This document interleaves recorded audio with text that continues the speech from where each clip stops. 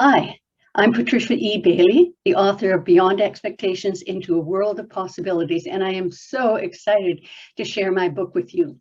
Now, I'm not very tech savvy, so I've actually got notes to share with you in a minute. 45 years of working with children, teens, and young adults with diverse abilities has given me insight into their minds and their lives. If you want more information about me, I've added it in one of the handbooks, and you can go to my website as well. But you are not here for me. You're not at the conference to say, oh, who is that old lady? No, who's that lady? You're here to be inspired and to gain more skills so you can give better lives to the people you work with. Beyond Expectations will give you that and more. So let's get started. Okay, let's get started, she says. Click. There we go. From toddlers to teens, from neurotypical children to children with diverse needs and abilities, the book brings to life issues, disorders, and syndromes that affect your children and clients. Through real-life examples, I share insights, thought-provoking ideas, examples of technique, practical strategies, and life lessons. This board is a springboard for your ideas and your inspirations. By sharing my journey working with children, we'll hear the children's voices and open our minds to see the unlimited possibilities for enriching their lives. And what I mean by the children's voices is that you'll hear what's going on. One student I worked with, he wouldn't interact with other people. He had autism. He wouldn't interact with other people, but he was very much involved in what was going on. We don't realize that when a child sits back and watching, there's a lot going on. They're learning, they're connecting, they're learning how to connect, they're learning how conversations go.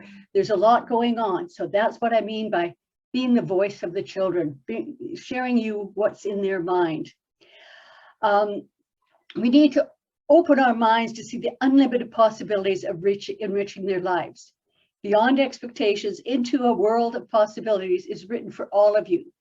Teachers, parents, education assistants, support workers, paraprofessionals, social workers, college and universities, and agencies. The stories and insights are thought-provoking, and you come away with a deeper understanding not only of your children or the clients you work with, but of yourself. Together, we can enrich lives and make differences, make changes. Okay, let's see what I got here. These stories in the book, okay, are about real children and illustrate the concepts and insights that I've come across. The stories include neurodivergent and neurotypical children, as well as more than 7 other diverse abilities. And I use the word diverse abilities because disabilities to me sounds like a negative. When I hear the word disability, I think less than. And people are not disabled. They have a disability. The disability, though, isn't who the person is. So even though disability is acceptable, I want to move our minds away from that, away from the less than, to emphasize on the ability. And for that purpose, I tend to use diverse abilities to encompass all people with various disabilities, no matter how mild or complex. And there are strengths in those diverse abilities. And in the book, there's a story there about how I worked with a young man who had extreme dyslexia, and he also had high anxiety. But when we were shopping, he knew exactly what he needed for his groceries, because he knew exactly what what the item was and it looked like. Me, I go in and I look at the groceries. I look at, oh, this shampoo, that shampoo, where's the one I usually have? What's the name of it? And I get overwhelmed. Not this young man. His strength is he knew exactly what he wanted. He got rid of all the extraneous input and focused on what he wanted. That's strength. And all people have some sort of strength. In fact, a lot of the diverse abilities, and that's why I use it, is their strength. Instead of looking at it as weakness, look at it as strength. Now, each chapter will start with a quote which indicates the essence of the chapter. and the key points, there's key points that are listed at the end of each chapter, and they give the reader a quick overview of the chapter. It's easy to read and still insightful. When you don't have time for the details, just glance through there. Something might catch you and you'll say, hey, I just want to grasp that, see where that is, take a look at that. Or you may decide, okay, hey, this book is really worth it. I really like this book. I'm going to read it later on when I need to have some time.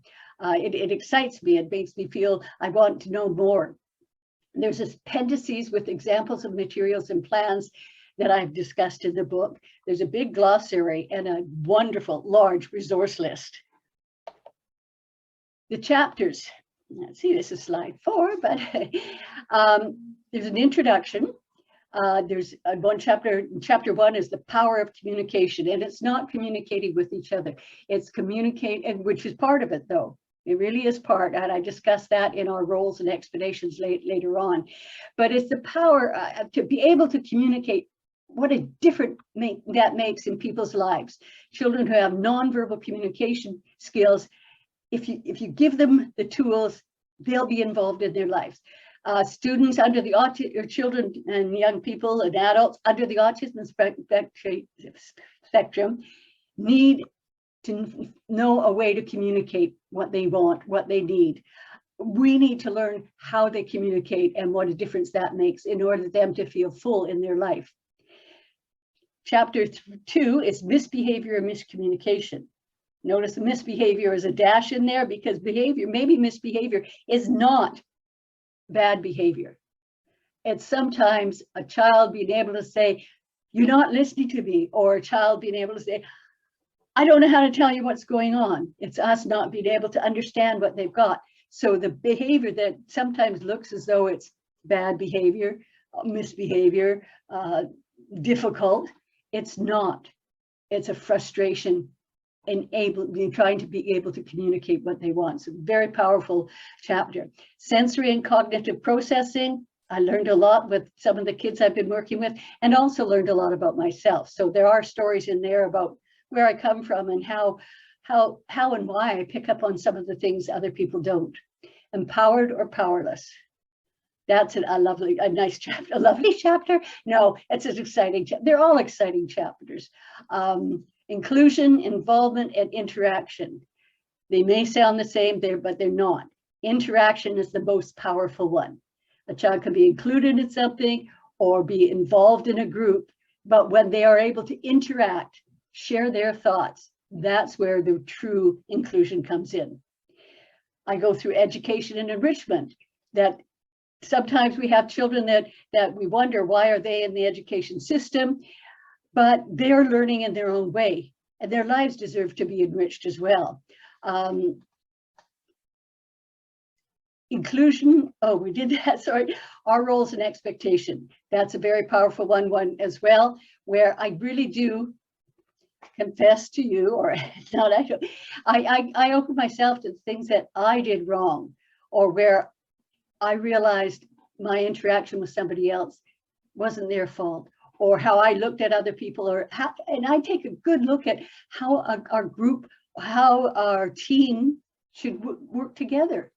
By the child and every adult that is involved with working or being or living with that child, we're all working towards the same thing, opening a world of possibilities for them, seeing what they're capable of doing, enriching their lives. We are one entity. When we work together and communicate together, we're so powerful.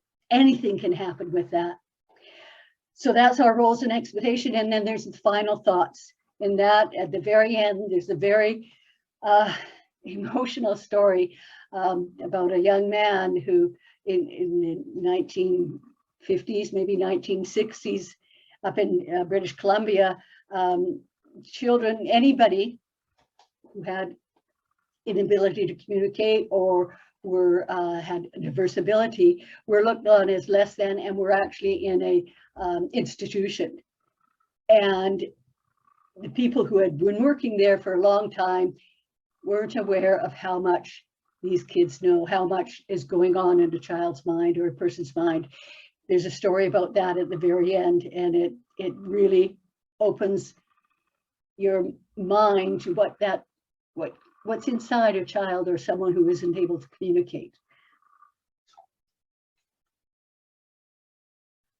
My goal in the whole book and always is to inspire you to be the best you can be, and to give your best to your children or clients, thus enriching the person's life and yours. Use the board as a springboard for your ideas and inspiration. I've said it before, but it's there. There's something magical when children can connect with us and we see a world of possibilities. It's amazing when that happens. It's just heartwarming.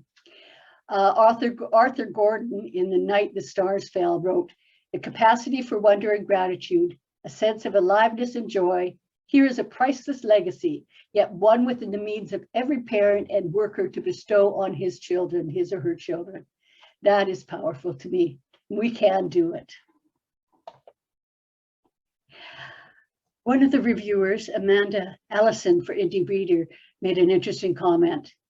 She noted, "While Beyond Expectations will primarily prove a valuable resource to educators and those in caregiving role, it is fundamentally a book about connecting with others on a human level. On that basis, its potential readership is a wide one." As I was writing the book, even though, yes, my main focus was enriching the lives of children, young adults, teens, adults with diverse abilities, as I was writing it, this popped up as well. It was a lot about connecting. It was a lot about communicating. It's a lot about having an enriched life, no matter who you are. But my main focus is to have thousands and thousands and thousands of people's lives changed because of the book. Children with diverse abilities will be heard. Their voices will be heard. Their lives will be better. Their lives will be enriched. They'll be interactive. They'll be comfortable and happy. That is the goal I had. So visit my website, Patricia E. Bailey at author.com. So it's Patricia E. Bailey author.com, all in lowercase, all mushed together. You'll learn more about the chapters and to myself. There's a large resource list that I'm sure you'll just love and eat all up. And there's a blog and there's reviews with more detail. So your conference is now started. Have a great one. Be inspired, be energized, and do a fantastic job. Bye for now.